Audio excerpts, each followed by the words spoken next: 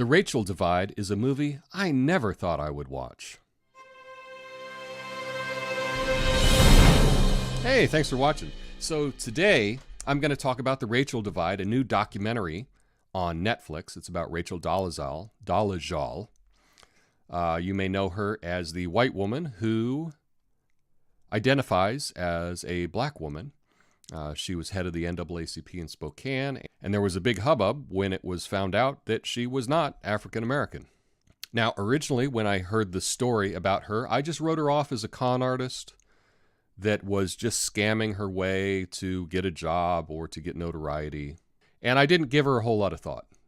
Now, some things that I learned in the documentary that I didn't know and I hadn't heard in the media narrative about her was that she was raised by white parents with a white brother, but she had 4 adopted step siblings that were all African American. According to her, her parents physically and mentally abused her and her siblings, and her white brother sexually assaulted her and her black stepsister. Well, this puts things into context as to why she wanted to identify as black. It appears to me that she was trying to escape all of the evil, all of the bad things in her life, which were the white people in her life were terrible to her, and she had nothing but love for her siblings, which were African American.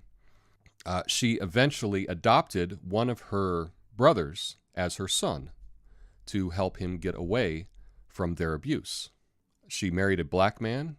She went to Howard University, which is a black college, and she had a son with her black husband.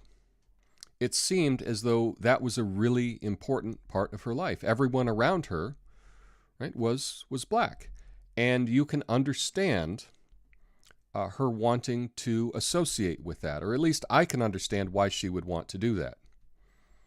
Now, in the film, we saw that she's a very flawed person and seems a little delusional, but she came across as a real human being, but she was not the horrible con artist that I had seen in the press when this first came to light. I understand all of the criticism of her, and frankly, I don't really get identifying as a different race, but I can understand why she would want to.